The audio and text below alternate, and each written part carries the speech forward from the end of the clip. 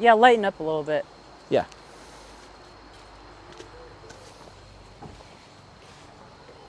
Ooh. Hey everyone, welcome back to the R&R podcast. I'm Ryan. I'm Renee. Ooh. We're in the woods. We're in the woods yet again. I peed over there.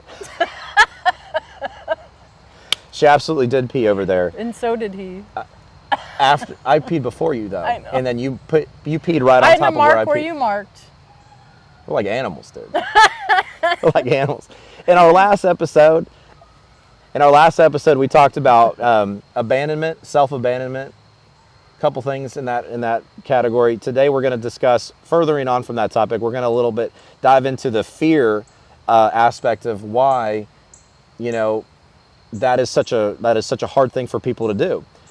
So when it comes to the self-abandonment portion and the fear, I think the biggest thing that people are afraid of, is having those uncomfortable conversations. In the last episode, I got a question from somebody that said, Ryan, how do you and Renee deal with problems? Those uncomfortable conversations. How do you have those uncomfortable conversations? Because it is scary to a lot Especially of in new relationships. I can understand. People are afraid to make waves. They're afraid to appear like they're vulnerable, like they're actually human beings. They're unable to be vulnerable with each other. They want to come off like, I do this, and I have no flaws. Well, they also want to make it seem like they're pretty much okay with everything when they're in a new relationship. Exactly. Because they still have a fear of losing that person. It's still really new, and they're afraid that person will reject them if they need to set a boundary. I agree with that. I think even when we met, immediately because of my attraction for you and because of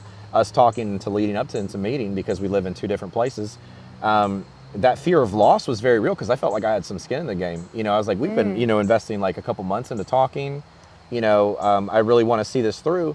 So I can understand where somebody's coming into something like that and they're like, well, I don't want to lose this person over something so small. But I think they forget that if they're just open with like, hey, this is something that maybe I don't agree with or maybe I just don't understand, then it would go a lot better than just try to force yourself to like it, furthering your self-abandonment and just kind of diving into something that over time makes you even more uncomfortable and raises more problems. Just self-abandonment. Yeah. Which I think it'll be a whole other topic, but a lot of people are terrified of vulnerability. Yes. I don't know if are you familiar with Brene Brown? No. The author? She is brilliant. She has a book called Braving the Wilderness, a bunch of books all on vulnerability and shame. Mm-hmm. But a lot of that is when you're in a new relationship, I'm not saying everybody dupes everybody, but to a certain degree, we all kind of dupe everybody. We want to put our best self forward, our best face, best first impression. And we're afraid to show those not so perfect sides of ourselves that maybe we haven't accepted yet. Because if we don't, I like that. This person definitely won't accept me. Things that we haven't accepted yet. I like that. Yeah, like if I haven't accepted this, thank you. If I haven't accepted this thing about myself, how are you going to? Yeah. And how am I going to show you that vulnerability and express an issue with you? Yeah, so absolutely. They just like self-abandon themselves and they seem like they're just okay with everything and roll with the punches. And then over time it begins to eat at them slowly. It turns into resentment. And then projection. Projection, resentment, etc. All because they failed to just voice what they wanted to in the beginning. Oh, and I have another podcast on my personal one, how to voice your needs. Mm-hmm. And that was a good one. You listened to it? Of course I listened to it. People are afraid to voice their needs, which also is self-abandonment. Mm-hmm. And the reason that is because they are afraid, which is our topic today, is the fear of having a maybe uncomfortable conversation. And when you're expressing a need to a partner, especially a new partner, like when me and you were new, we're still pretty new, didn't you want to learn about me as much as you could? Yes. You wanted to learn everything about all of it, so, even the bad stuff. Yeah. So if I'm expressing a need to you that you don't know about yet, isn't that kind of exciting for you? It was very exciting. It's like a nugget. It still is like exciting juicy. On the day-to-day basis, yeah. Yeah. So but people they think they're needy, and that might come from childhood. Mm-hmm. They think that their needs are too much. Or they've been in a relationship where even the smallest thing was a hassle for the other person. So they're abandoning themselves and they're fearful. They're too afraid to voice their needs, or they're fearful to have an uncomfortable conversation. about anything. Well, back to that question that I got asked about how we deal with How we deal with those. The way that I look at it is, we have insane amount of respect here for one another. Her perspective on situations is just as important to me as my perspective on situations. And over time, I know I'm a little bit older now, but over time I've also learned that it used to be, treating the other person kind of like they're my enemy a little bit. Like, I'm going toe to toe with that person. You're against each other. I'm against I've been against in that this person. situation. Absolutely. I think everybody has at some point.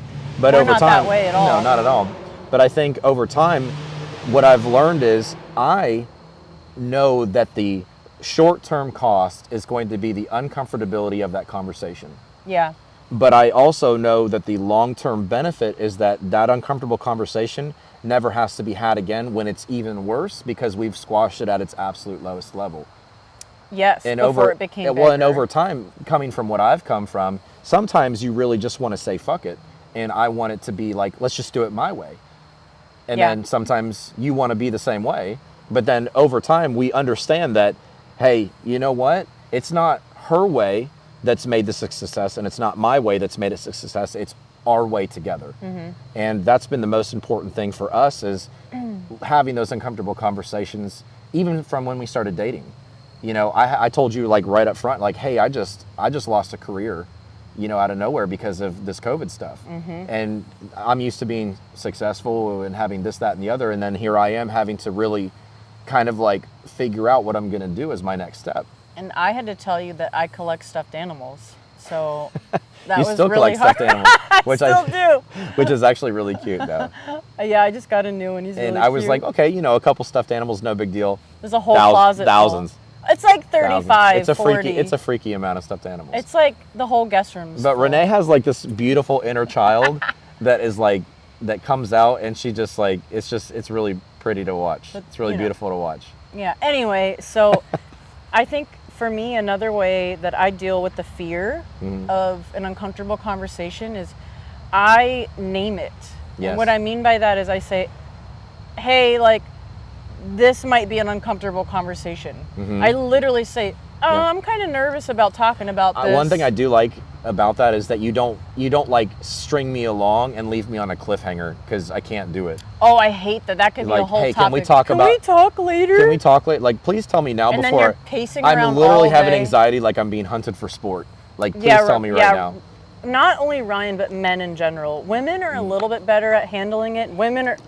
As women, we're usually the ones that do this to the men, but we're like, you motherfucker. We have something to talk about later. Or, hey, can I talk to you about something later? It could be like, she wants to tell you she loves you for the first time, but you automatically think that you're done. Worst case scenario every time. She's moving out when you get off work. Like, yeah, don't do that. Like, if you're not ready to have their conversation, don't tell him or her you want to talk later. Just keep your mouth shut till you're ready. I like that anytime that either of us have something important to discuss with the other one, we always wait until we're in person, and we always on the phone. Or on the phone, and like we'll sit down and we'll have like a dinner, or we'll do like an activity or something that allows us to like kind of ease into it. Well, the biggest thing for me, we do that. The biggest thing for me is to set the stage, to set it up, to make sure the person's in the receptive mode for it. Yes. Like, hey, honey, there's something I would like to discuss with you. Are you open to having a... Yeah, do you have the spoons for this right now? Yeah, my friend said that. They say they like have the spoons for something or not. Like, do you have the spoons for kind of an uncomfortable conversation? Because which I love. If you just start talking at the person like, oh, it hurt my feelings when you did it, like, you're just coming at them. You automatically come on the defense, like, and then some people will attack or lash out. Like, I know I used to do that before I got better control of like how I respond to those personal triggers. And if you don't set them up for it, and you come at them in a way that might seem abrasive or aggressive, you're much more likely to be shut down or rejected, and that's what you feared in the first place. Exactly. So start with vulnerability. Always then meet with vulnerability. Express what it is. I talked about it on my Asking for What You Need podcast. Like, there's a method to it. Start with vulnerability, then say what it is, then talk about the solution to it. I think men in general have a really hard time because if it's something that continues to persist, or the woman is always doing something a certain way, the men like kind of perceive it as nagging, almost like it's always like a nag thing. But instead of like, hey, you know what, like I'm having a really hard time with this, can we please talk about it? And I can guarantee you the defensive layers just come down, because that's how I knew like right away that it would be something serious versus something that I just want to, I'm afraid of getting in trouble or causing waves, or like I'm coming home to this, that, and the other. I've had a long day, and then this person's already throwing this at me. And it becomes like this, like who can do. And the bottom line is no one wants to cause waves, especially in their romantic relationship or a friendship or work environment. Yeah. Nobody wants to cause waves. Everybody wants what? I'll cause waves. I don't know. Nobody wants that. So, just meet them with vulnerability first, set them up for it. Yeah. And no one wants rejection. Everybody wants to work it out. Yeah. And everybody's probably a little fearful before they have those conversations. Even the people that are loudest about it.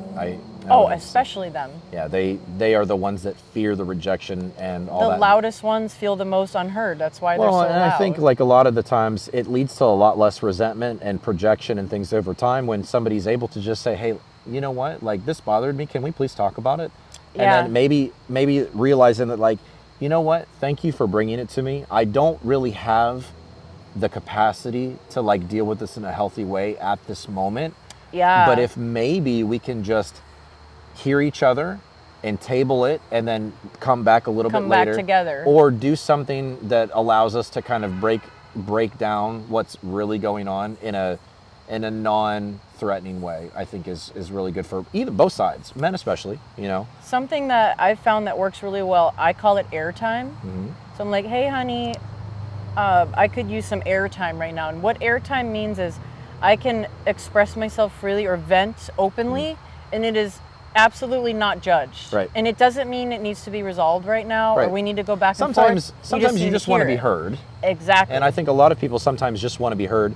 And that's why I always got into the habit of asking you, do you need something solved right now, or do you just need to be heard? Yeah. And like if we need to problem solve, I need to make sure that you have the spoons. That I have the spoons. 9 times out of 10 I do with you, because it's just you seem to be pretty easy.